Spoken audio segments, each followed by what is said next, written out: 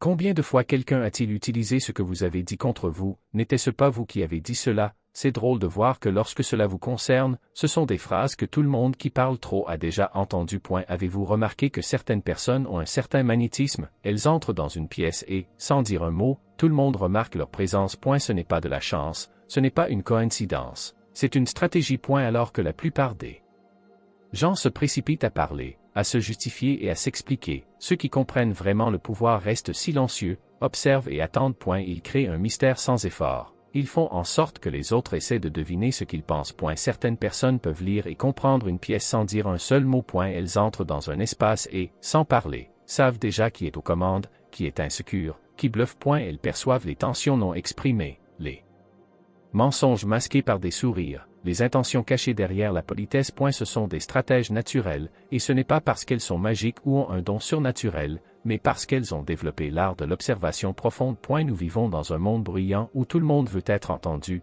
mais peu savent vraiment écouter. Il y a une illusion selon laquelle ceux qui parlent le plus ont le plus de contrôle. Mais la vérité est que le véritable pouvoir appartient à ceux qui savent rester silencieux et observer. Sun Tzu a écrit: si vous connaissez l'ennemi et que vous vous connaissez vous-même, vous n'avez pas à craindre le résultat de 100 batailles. Mais connaître les autres nécessite plus que des mots, cela exige de percevoir ce qui n'est pas déité. Et la plupart des gens croient qu'observer signifie simplement regarder, mais regarder ne signifie pas voir. Observer, c'est capturer ce qui se cache sous la surface. C'est remarquer l'hésitation avant une réponse, le léger changement de regard, la tension dans les épaules de quelqu'un qui prétend être détendu, le changement de ton qui révèle une insécurité cachée. Les mots peuvent mentir, mais le corps ne cache jamais la vérité. Machiavel comprenait cela profondément. Pour lui, le jeu du pouvoir ne se gagnait pas seulement avec des discours, mais avec la capacité d'interpréter les gestes, les actions et les omissions. Le véritable stratège ne s'appuie pas sur ce qui est dit, mais sur ce qui est révélé dans les détails. Le patron qui loue l'équipe mais évite le contact visuel. L'ami qui promet du soutien mais croise les bras et recule quand vous avez besoin d'eux. La personne qui sourit mais presse ses lèvres juste après, retenant quelque chose qu'elle ne veut pas dire. Le collègue qui est d'accord avec vous mais garde ses pieds tournés vers la sortie, prêt à partir. Le leader qui prétend être confiant mais garde les épaules tendues et les mains agitées. Ce qui est essentiel est rarement exprimé à voix haute, c'est dans les gestes, les pauses, les omissions. Cela révèle déjà tant de choses. Imaginez ceux qui parlent trop. Ceux qui agissent impulsivement deviennent prévisibles. Ceux qui ne peuvent pas contrôler leurs émotions deviennent vulnérables. Aux échecs, le joueur impatient déplace ses pièces sans plan et tombe dans des pièges. Dans la vie, il en va de même. Avez-vous remarqué comment certaines personnes semblent toujours savoir quoi faire au bon moment, comment elles répondent précisément sans hésitation, comme si elles avaient déjà anticipé ce qui allait se passer? Ce n'est pas une question d'intelligence ou de force, c'est une question de perception. Mais l'observation ne consiste pas seulement à comprendre les autres, elle révèle qui vous êtes vraiment. Et si vous ne connaissez pas vos propres déclencheurs émotionnels, vous serez facilement manipulé. Vous irritez-vous lorsque quelqu'un vous ignore, vous sentez-vous mal à l'aise avec le silence dans une conversation, ou votre anxiété augmente-t-elle lorsque quelqu'un met trop de temps à répondre? Chacune de ces réactions en dit long sur vous, et quelqu'un de plus attentif peut s'en servir contre vous. Et si vous ne comprenez pas vos propres émotions, il y aura toujours quelqu'un qui le fera et qui les utilisera pour vous contrôler.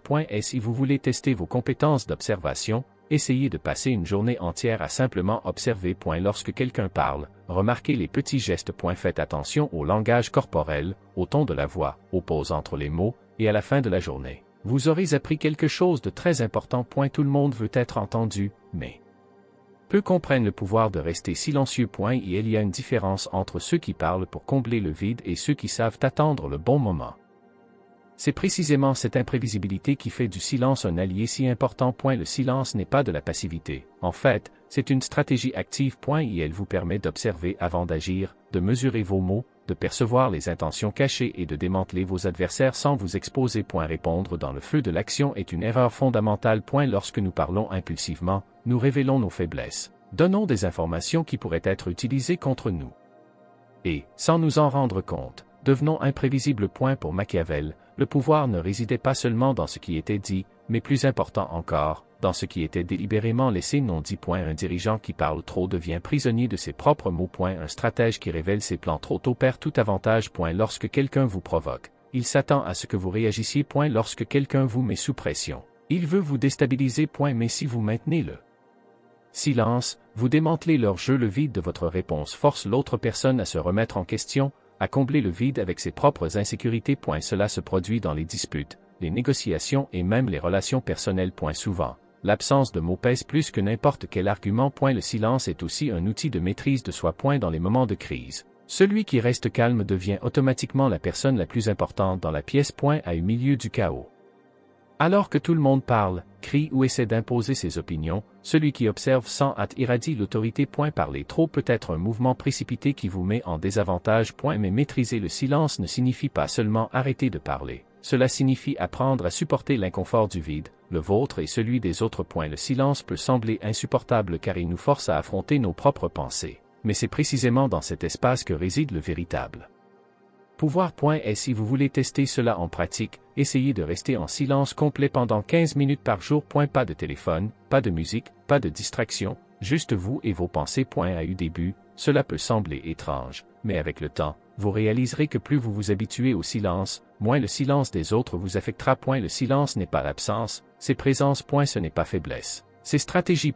Et lorsqu'il est utilisé judicieusement, il peut être l'outil le plus puissant qui soit. Il existe un type de pouvoir qui n'a pas besoin de s'imposer par des mots. Ce pouvoir se construit dans l'absence, dans l'espace vide, dans le doute qui surgit lorsque quelqu'un attend une réponse et ne la reçoit pas. Le silence, lorsqu'il est utilisé avec intention, devient un instrument de contrôle. Il crée du mystère, force les autres à projeter leur propre signification, génère de l'inconfort et, finalement, pousse l'autre personne à s'efforcer de combler le vide. Ceux qui comprennent cela peuvent devenir des maîtres de la manipulation. Sun Tzu a déclaré que toute guerre est basée sur la tromperie, et le silence est l'une des manières les plus sophistiquées de tromper sans avoir à mentir. Dans une négociation, par exemple, celui qui parle le moins détient généralement l'avantage. Ceux qui remplissent l'espace de mots exposent leur anxiété, donnent des informations inutiles et révèlent leurs intentions trop tôt. Pendant ce temps, ceux qui savent rester silencieux force l'autre personne à parler davantage, à exposer ses insécurités et souvent à céder sans s'en rendre compte. Le silence crée une tension qui peut être utilisée pour plier un adversaire sans jamais élever la voix. Les leaders qui cultivent un certain degré de mystère ont tendance à être plus respectés car leur imprévisibilité les rend plus difficiles à manipuler. Les personnes prévisibles,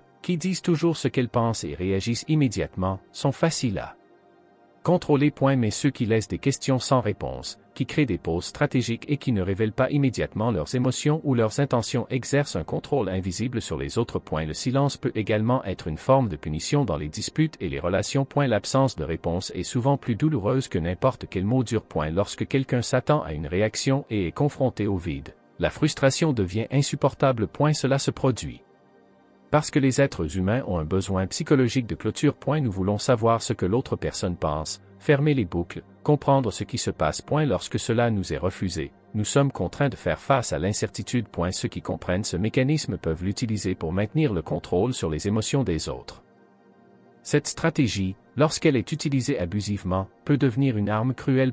Elle peut isoler, affaiblir et créer une dépendance émotionnelle chez l'autre personne, qui commence à chercher désespérément tout signe de validation. Les grands manipulateurs font cela, ils alternent des moments d'attention avec de longues périodes d'absence, forçant l'autre personne à lutter pour retrouver son attention. Cela crée un cycle de soumission et de désir qui piège la victime. Je suis dans un jeu psychologique. Le silence, par conséquent, n'est pas neutre, il peut être un outil de pouvoir ou un instrument de domination. Il peut être utilisé pour maintenir le calme et la stratégie, mais aussi pour confondre, punir et manipuler. Savoir quand l'utiliser et quand le briser est ce qui sépare ceux qui le contrôlent de ceux qui en sont contrôlés. Mais comment peut-on apprendre cela?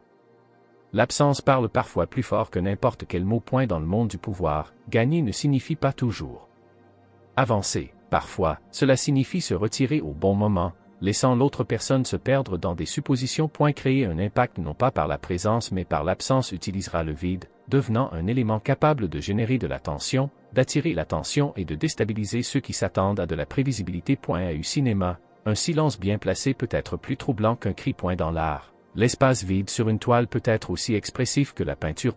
Il en va de même dans les relations humaines et les dynamiques de pouvoir. L'absence planifiée provoque la curiosité, génère des spéculations et laisse de la place aux autres pour projeter leurs propres peurs et attentes. Sun Tzu, dans l'art de la guerre, déclare que la meilleure façon de gagner un conflit n'est pas de l'affronter de front, mais de le dépouiller de son sens. Au lieu de résister à une attaque directe, il est préférable de se retirer, laissant l'ennemi s'épuiser. Ce principe s'applique à deux Nombreuses situations. Des débats où le silence désarme l'adversaire aux relations où la distance fait réaliser à l'autre personne votre véritable valeur. Machiavel explore l'idée qu'un dirigeant qui est excessivement présent devient prévisible et perd l'élément de mystère. Mais celui qui se retire au bon moment augmente son autorité car son absence se fait sentir. Les gens ne valorisent pas le leader qui est toujours disponible. Ils valorisent celui dont la présence semble rare et nécessaire. Le pouvoir de l'inaction est souvent sous-estimé dans un monde où tout le monde recherche la visibilité, où chaque minute de silence semble être une occasion perdue. Ceux qui savent faire un pas en arrière se distinguent sans effort. L'absence peut être interprétée de nombreuses manières. Elle peut commander le respect, instiller la peur ou éveiller le désir.